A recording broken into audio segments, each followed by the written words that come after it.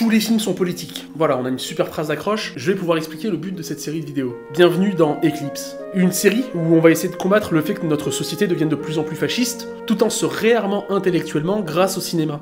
Et ouais, parce que grâce au cinéma, on peut répondre à tout un tas de questions de société. Comment nos sociétés sont-elles explorées dans les films? Comment certains réalisateurs ont pu prévoir la montée en puissance de l'extrême droite dans notre société? Comment les héros de ces histoires finissent par triompher, ou pas, sur le fascisme? Bref, qu'est-ce qu'on peut apprendre du cinéma? Bah oui, parce qu'entre les bourgeois de droite et les fachos d'extrême droite, ça vole vraiment pas haut. Et je pense que nous, les pauvres de gauche, on a tout intérêt à se réarmer avec les seules armes qu'on peut encore utiliser, la culture. Et vu qu'on est sur la chaîne Cocktail Movies, on va les combattre avec des films.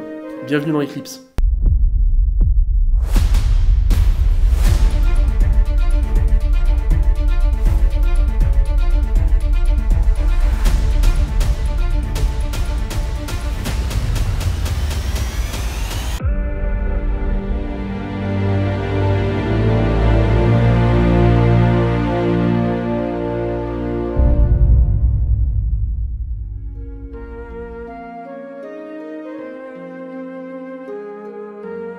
Depuis quelques années en France, ça bouge pas mal sur le plan politique, on assiste à une montée de l'extrême droite qui fait pas mal de bruit. Des partis comme le Rassemblement National et d'autres groupes ultranationalistes gagnent du terrain, en surfant sur le ras-le-bol d'une partie de la population envers les politiques menées en France. Les discours c'est souvent « la France d'abord »,« stop à l'immigration » ou « on sort de l'Europe ». Et malheureusement c'est pas juste une impression. Aux dernières élections, les candidats fachos aux idées réactionnaires et autoritaires ont fait de gros scores. Ça s'explique en partie par les tensions sociales, des problèmes qu'ils associent à tort à l'immigration, ou aux idées racistes qui germent dans leur tête depuis des années et qui pensent être la cause de tous leurs problèmes. L'extrême droite c'est surtout prendre des questions de société et les retourner pour leur introduire de force à un spectre raciste, autoritaire et réactionnaire. Mais ça va au-delà des urnes. Sur les réseaux sociaux et dans les médias alternatifs, on voit circuler des trucs vraiment pas cool. Des théories du complot, des discours de haine, de la désinformation. Tout ça contribue à rendre le débat de plus en plus tendu et contribue à alimenter la machine à merde qu'est l'extrême droite. Tout ça soulève des questions sérieuses sur la démocratie et nos libertés individuelles. On se demande si nos valeurs démocratiques sont toujours respectées et si nos droits fondamentaux sont si bien protégés que ça. Et c'est là qu'intervient 1984. Et avant de parler du film, je pense qu'il faut qu'on survole un tout petit peu le livre. Ah, 1984. Ça sonne peut-être comme une date lointaine, mais c'est un film, et un bouquin avant ça, qui reste hyper d'actualité. Bon, accessoirement, c'est aussi une des pubs les plus connues d'Apple, mais bon,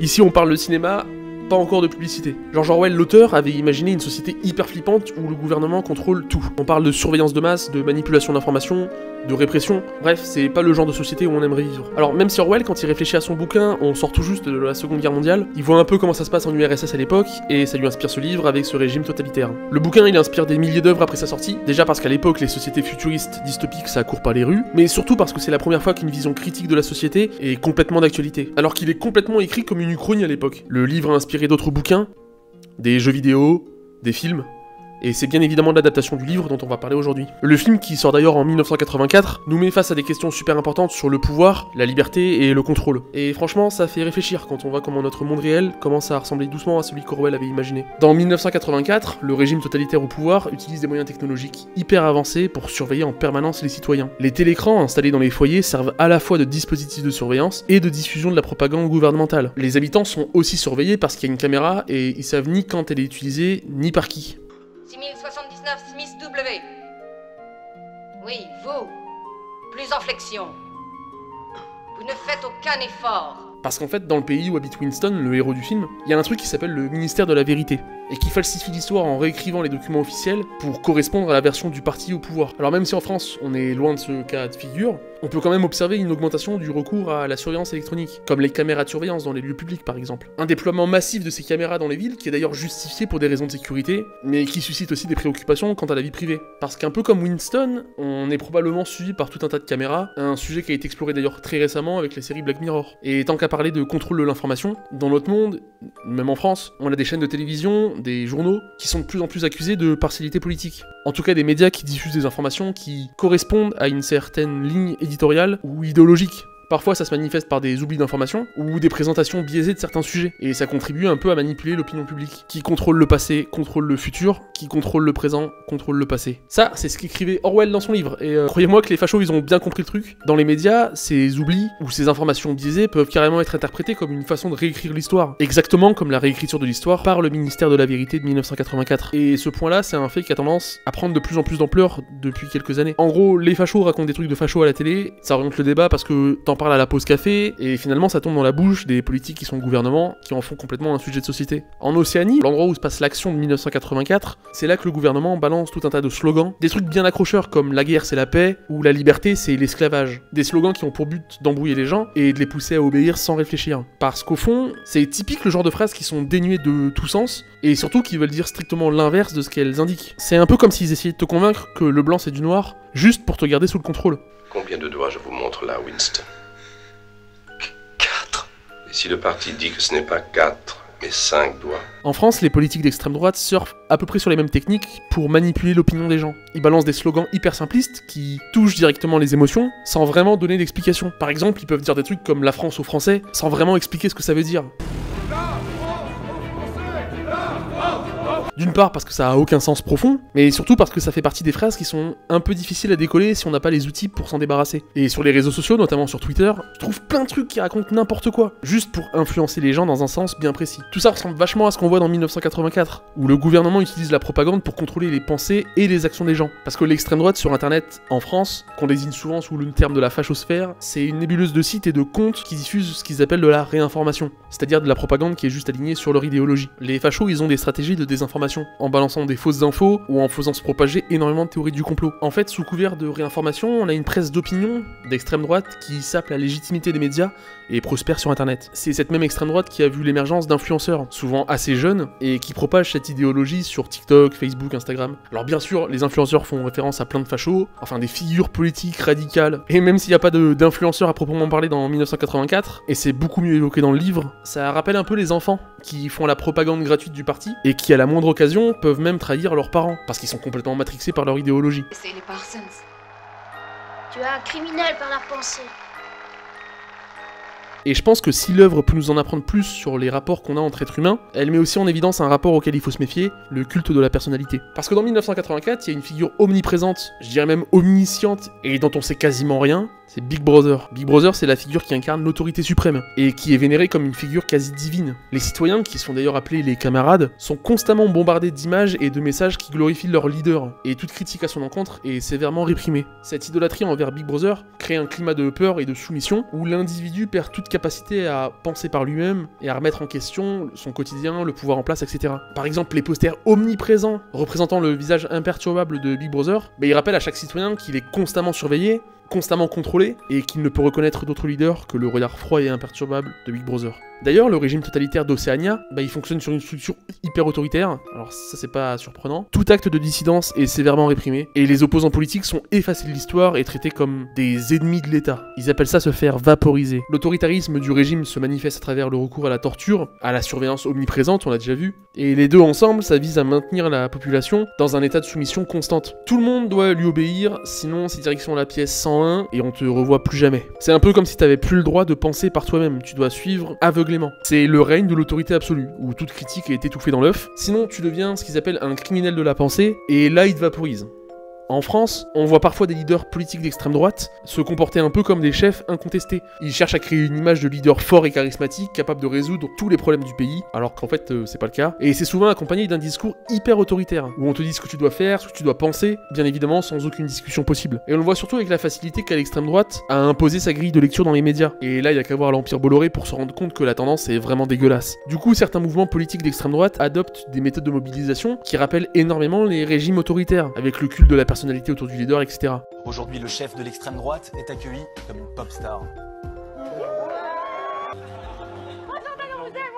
C'est gentil, moi aussi je vous aime.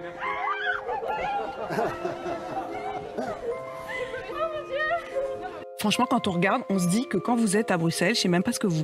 Quoi vous faites? Vous arrivez, vous allumez l'ordi, vous faites un petit café. Je sais pas. C'est parce qu'en 5 ans, vous avez déposé 21 amendements.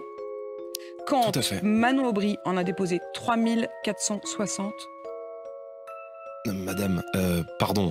Ces micro-parallèles qu'on peut faire avec 1984, ils mettent en lumière comment les régimes autoritaires ont tendance à glorifier leurs chefs et à promouvoir un autoritarisme qui étouffe toute opposition. Et c'est un peu flippant de voir comment ces politiques cherchent à exercer un contrôle absolu de la population au détriment de la liberté individuelle et de la démocratie. Dans 1984, le gouvernement veut que tout le monde pense pareil, et surtout sans poser de questions. Ils utilisent des trucs comme la double pensée et la novlangue pour limiter ce que les gens peuvent dire et penser.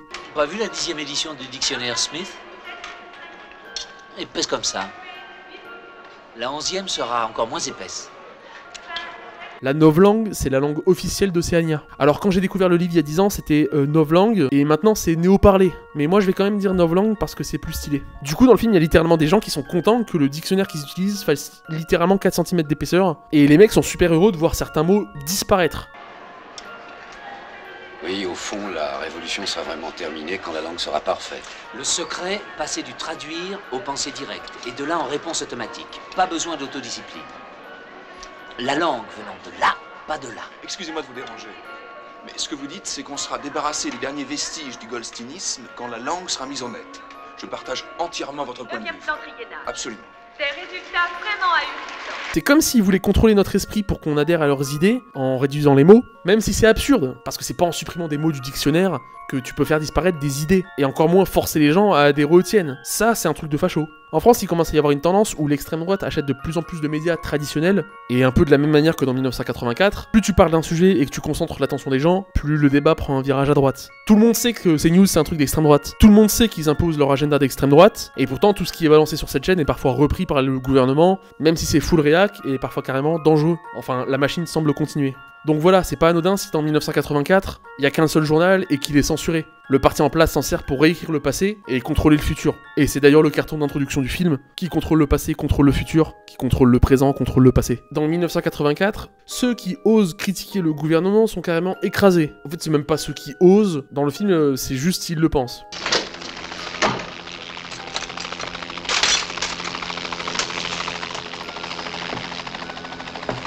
La police de la pensée, c'est la force qui est là pour traquer et punir toutes celles et ceux qui pensent différemment, ou envers qui on a un soupçon qu'ils pourraient effectivement, ou pas, penser différemment que la doctrine principale. Imagine, toi t'es juste là, tu veux exprimer ton opinion, et hop, t'es embarqué par la police secrète et tu disparais. Alors en France, évidemment c'est pas aussi extrême, mais il y a quand même des trucs qui font flipper. Parfois, quand les gens manifestent et qu'ils expriment une opinion différente, qui dérange, ils se retrouvent face à une méga répression. Et ça, c'est un exemple parmi tant d'autres depuis 2018 avec l'arrivée des Gilets jaunes, etc. Mais la répression en France, elle commence vraiment à partir de 2023 avec le mouvement contre la réforme des retraites. Des arrestations, des interdictions de manifester, des intimidations, ça peut vite devenir tendu. Parce que depuis cette période, il y a certains politiques qui cherchent à diaboliser ceux qui pensent différemment. En fait, surtout ceux qui s'opposent à leurs idées. Là, pour le coup, c'est vraiment comme si t'avais pas le droit d'avoir une opinion différente. Sinon, t'es vite mis à l'écart et on t'envoie les CRS. Et encore plus récemment, il y a genre quelques jours à peine, c'est des dizaines de personnalités de gauche qui sont convoquées par la police pour avoir dénoncé le génocide en Palestine. Et ces trucs-là, ça rappelle grave ce qu'on voit dans 1984. Là-bas, les opposants politiques sont persécutés, emprisonnés, voire juste vaporisés, simplement parce qu'ils pensent pas comme le gouvernement. Winston y remet constamment en cause le discours politique de Big Brother et du parti. Enfin, c'est un peu plus compliqué que ça. Déjà parce qu'il sait que s'il ouvre sa bouche, il se fait directement vaporiser, mais surtout parce que la réflexion et l'analyse sont des éléments qui n'existent plus en Océanie. Et surtout parce que Winston, il fait avec ce qu'il a. Parce que dans un pays où tout est contrôlé, tu peux vite perdre la raison. On sait qu'il a eu une enfance, mais c'est difficile de se construire sans avoir construit de pensée critique. Winston, il a grandi pendant la Grande Guerre révolutionnaire, donc c'est difficile de se fier à ce qu'il peut interpréter. Donc analyser un discours médiatique dans 1984, c'est presque mission impossible. Surtout si on se contente que du film comme base de travail. Et c'est pareil pour l'analyse médiatique. Il y a qu'un seul journal mentionné dans le livre, et c'est le Times. Alors je vous parle même pas de BFM TV et compagnie, ça existe juste pas. Et c'est même toute la profession de journaliste qui est balayée dans l'univers de 1984. Par contre, ce qui est intéressant, c'est que le ministère de la Vérité fabrique quand même des documents à destination du grand public, pour mieux le distraire, et sa cible de prédilection, c'est le prolétariat, qui est à la base de la société, et qui représente pourtant le plus grand nombre d'individus. Et c'est très intéressant la façon que le parti intérieur a de contrôler la base de la pyramide. Un système où moins de 1% a les moyens et les outils nécessaires à l'orientation du débat dans un pays. Putain, ça me dit vaguement un truc. C'est la France. Par contre, nous, notre statistique, elle fait encore plus peur, parce que c'est pas 1% de la population, c'est 6 milliardaires. Et on est 69 millions en France. C'est encore plus ridicule. Et donc, si on peut pas bien analyser le fond des messages politiques dans les médias de 1984, la forme, à savoir que ces messages sont émis par le sommet d'une pyramide qui dirige ou manipule une base de prolétaires anesthésiés, ça c'est vraiment littéralement ce qu'on a en France. Et c'est surtout visualiser la pyramide parce que ce qui rend fou, c'est que la base, si elle s'organise, bah elle renverse le régime régime totalitaire qui se trouve au sommet. Et quand on voit l'action des Gilets jaunes plus le mouvement contre la réforme des retraites, la répression que ça a engendré et comment les deux mouvements se sont carrément essoufflés, bah ça rend pas optimiste sur le blocage d'une éventuelle arrivée des fascistes au pouvoir. Bah ouais, parce que dans 1984, il y a une résistance. Il y a un réseau alternatif qui œuvre dans l'ombre dans le but de détrôner le parti et Big Brother. Et même si on n'est pas sûr qu'ils existent, ils motivent quand même Winston à garder la raison et pas abandonner. Bon, bah si Winston il abandonne pas, c'est parce qu'il a su identifier en quoi le parti et la figure de Big Brother, c'était les clairs signes d'un culte du chef et une forme d'autoritarisme. Alors, comment il fait Winston? Est-ce qu'il s'est levé un matin en se disant « Une dictature, c'est quand les gens sont communistes. Déjà, qu'ils ont froid, avec des chapeaux gris et des chaussures à fermeture éclair. » Non, le culte de la personnalité, il s'en rend compte, déjà parce qu'il y a la gueule de Big Brother placardée absolument partout dans la ville, mais aussi parce que tous les jours, il y a des instants où les gens s'arrêtent pour vénérer leur leader.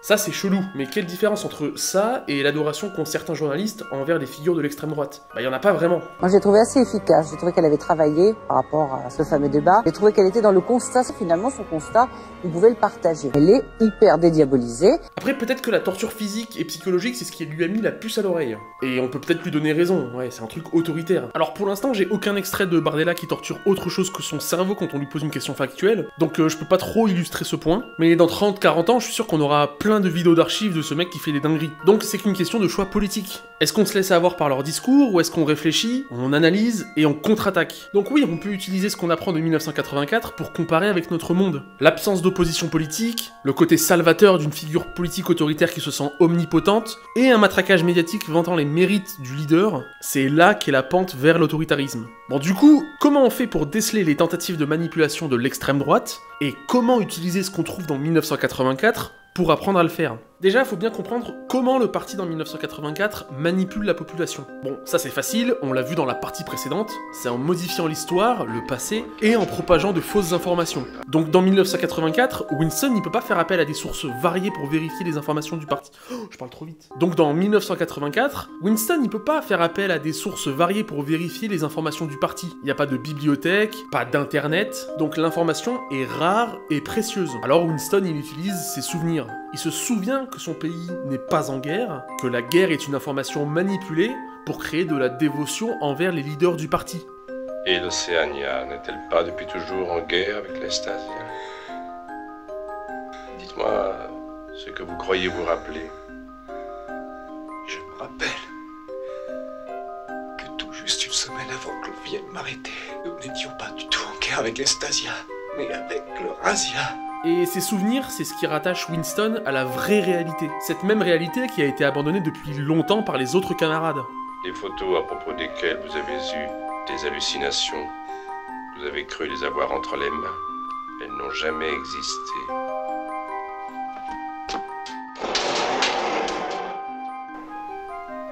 Dites ce que vous vous apprêtiez à dire. Elles existent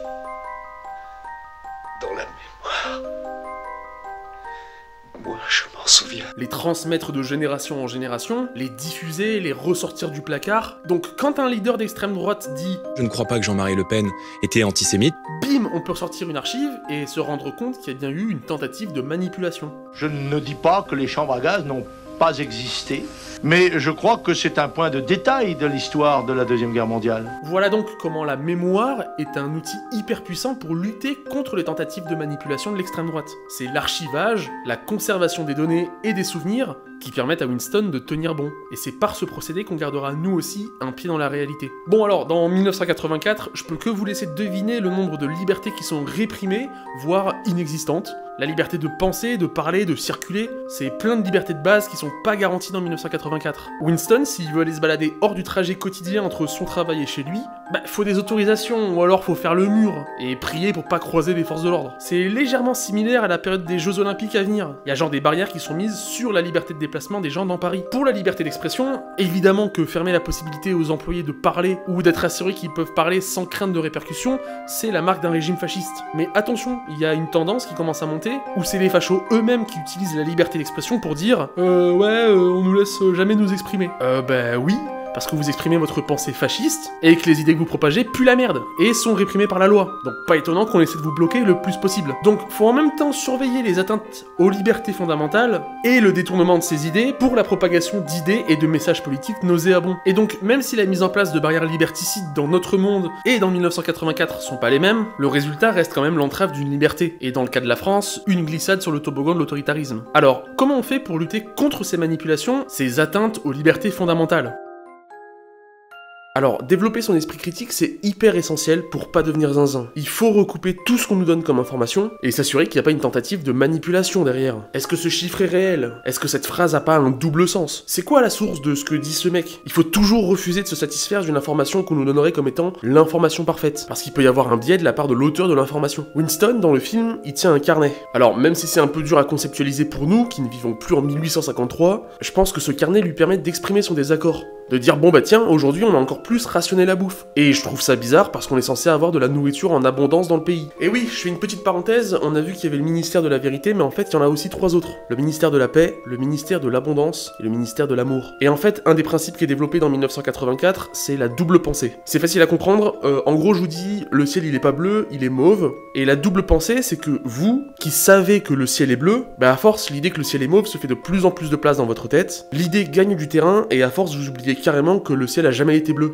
Et le truc encore plus dingue, c'est que vous oubliez même que vous avez oublié. Le ministère de la vérité propage les fausses informations et réécrit l'histoire. Le ministère de l'amour torture et tue les opposants et les dissidents. Le ministère de la paix organise la guerre et maintient le parti au pouvoir. Et le ministère de l'abondance qui rationne absolument tout parce qu'il y a littéralement plus rien dans le pays. C'est ça la double pensée, c'est l'idée que deux informations cohabitent et qu'à un moment, l'information fabriquée remplace et supprime complètement l'information originale. Et paf, on touche exactement à ça en France, avec le Front National qui a voulu faire oublier son passé raciste, avec tout un tas de techniques comme aller à une manifestation contre le racisme. Dimanche, Marine Le Pen participait à un congrès des extrêmes droites en Espagne. Je vais vous répondre, mais arrêtons avec ce thème d'extrême droite. N'employez pas ce terme qui a une connotation historique et qui ne correspond pas à la qualifier. Alors, vous avez vu, le Conseil d'État a dit que le Rassemblement National était d'extrême droite. Ouais, le caca c'est du caca. L'eau ça mouille, le jazz c'est insupportable. À leur décharge, en fait, c'est le Rassemblement National qui a demandé au Conseil d'État de ne plus être qualifié d'extrême droite. Et le Conseil d'État, il a dit si, vous êtes bien des fachos. Après, les fachos, ils étaient là. Ah, bah ouais, mais comment vous pouvez dire ça? Bah, votre parti a été créé par un Waffen-SS et un éplucheur d'Algériens. Vous êtes xénophobe, raciste, nationaliste, sécuritaire. Vous voulez réserver les aides sociales aux Français, supprimer le regroupement familial, révoquer le droit du sol, éradiquer l'islam et interdire la sauce algérienne. Voilà, donc on sait comment fonctionne la double pensée. Donc je pense qu'écrire comme le fait Winston permet de garder un pied dans la réalité, de garder trace de ce qui a été, de ce qui est, pour mieux appréhender ce qui sera. Donc ouais, le parti peut contrôler le présent et celui de toute la population, mais Winston, il garde la trace de la réalité dans son carnet, ça lui permet d'aiguiser son esprit et de développer sa critique envers le parti. Et alors, comment développer son esprit critique? En ayant un protocole universitaire sur le traitement des informations. Couper, découper, décortiquer les informations, c'est essentiel et ça doit être fait de façon organisée, méthodique et systématique. En fait, c'est un peu la même démarche qu'au lycée ou à la fac. C'est une démarche un peu méthodologique de prendre une info, de retracer sa source, et heureusement, pour faire ça, il y a tout un tas de sites internet vers lesquels s'orienter. C'est hyper important parce que dans 1984, c'est l'absence de diversité en termes de sources d'informations qui empêche le peuple de se bouger. Tous les jours, la même chaîne de télévision, qui relaie les mêmes informations que le journal, qui relaie les mêmes informations que celles données par le parti au pouvoir. Attention s'il vous plaît. Des nouvelles tombent à l'instant en provenance du front de Malabar.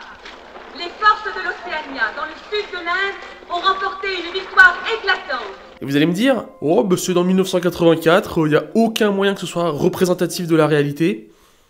L'immigration aujourd'hui est responsable de la quasi-totalité de la violence de rue dans notre société. Mais est-ce que vous venez de dénoncer la quasi-totalité de la violence de rue? Ah oui, la quasi-totalité de la violence de rue. Vous avez des chiffres? Et bah, oui, les chiffres qui sont diffusés sur CNews. Donc là, on a CNews qui relaie les faux chiffres et les fausses informations de Bardella, et Bardella qui indique que ses sources, c'est CNews, c'est lunaire. Voilà pourquoi il faut impérativement recouper les sources, et pas se fier uniquement à la même boucle d'informations qui s'auto-alimente. Donc ouais, il faut bien s'orienter. Et même de plus en plus s'orienter vers des médias indépendants. Parce qu'il y a que les médias indépendants qui sont capables de dire bah, je suis influencé par personne, donc normalement mon information elle est non orientée. Et surtout en défendant les médias indépendants, c'est aussi un super moyen de faire un lien avec la liberté d'expression, ce qu'on a pu voir dans la partie précédente. Et défendre la liberté d'expression, c'est pas juste les fachos qui disent ouais bah on peut plus rien dire. Non, défendre la liberté d'expression, c'est laisser la parole aux gens qui ne disent rien de pénalement répréhensible ou de moralement dégueulasse. Et garantir à ceux qui auraient des informations utiles à l'intérêt commun qu'il n'y aura pas de répercussions par exemple. Et si jamais il y a atteinte à la liberté d'expression ou à n'importe quelle forme de liberté d'ailleurs, il faut directement tirer la sonnette d'alarme. C'est ce que font des organismes comme Amnesty International, Human Rights Watch ou Reporters sans frontières. C'est hyper important que des personnes se soulèvent contre l'injustice, contre les atteintes aux droits de l'homme et aux libertés. Et c'est précisément ce qui fait défaut au peuple dans le film. Il y a personne pour résister, pour défendre les opprimés et unir la base de la pyramide. On serait tenté de dire que c'est Goldstein, cette figure. Le traître qui a publié un livre qui contient les idées qui vont à l'encontre du parti. C'est envers lui que 2 minutes de haine lui sont entièrement consacrées quotidiennement, ce qui constitue d'ailleurs une des actions de propagande du parti. Mais aussi vrai que Big Brother n'existe probablement pas, je pense que c'est pareil pour Goldstein. Ou plutôt, ce qu'ils en ont fabriqué. Même si Goldstein avait été un révolutionnaire en faveur du prolétariat, et que le parti avait réussi à le rendre détestable aux yeux des prolétaires, je pense qu'il ne représente plus rien. Ou même, est-ce qu'il existe vraiment? On peut aussi en douter. Donc faut participer à la vie démocratique, et c'est pas la même chose que s'engager politiquement dans un parti, etc. Participer à la vie démocratique, ça peut être s'approprier un sujet, se documenter, remettre en cause les contradictions, et expliquer. On peut pas se retrouver tous les 4 ans pendant les élections et s'étonner que l'extrême droite monte. Surtout si on ne s'approprie pas les sujets qu'ils détruisent et sur lesquels ils font leur beurre. Que ferait Winston Smith? Que fait Winston Smith? Il sait qu'il participe activement à la réécriture de l'histoire, et il utiliserait probablement ce qu'il a vu et ce qu'il sait pour alimenter la connaissance commune. Il expliquerait au monde entier que le parti est fondé sur des mensonges, en y apportant des preuves, et ça motiverait les autres à faire pareil, parce qu'il n'y a rien de plus insupportable que l'injustice ou l'inaction face à ça. Et pour participer à la vie démocratique, il faut donc bien se renseigner. Si c'est dans le contexte d'élection, il faut s'intéresser au programme, et pas aux personnes qui le mettent en avant. Faire vivre notre vie démocratique, c'est s'assurer qu'on retarde le plus possible l'arrivée d'une éventuelle forme contemporaine de Big Brother. Alors que pouvons-nous retenir du film 1984? Et comment à partir de ça, on peut en apprendre plus sur notre société? Alors déjà, on sait que les médias et la bourgeoisie ont un intérêt à ce que nous, les pauvres, on reste dépolitisés et éloignés de vraies informations. On a aussi appris que l'atteinte aux libertés fondamentales pouvait causer, en détruisant la pensée critique et en supprimant de fait toute opposition politique au projet d'extrême droite au pouvoir. Donc faut à tout prix défendre nos libertés, vérifier les sources d'informations, détecter la propagande d'État, et surtout s'équiper avec de la culture, avec des faits et avec de la détermination pour se protéger. Et avant toute chose, il faut que vous sachiez impérativement qu'on vit actuellement... Et merde.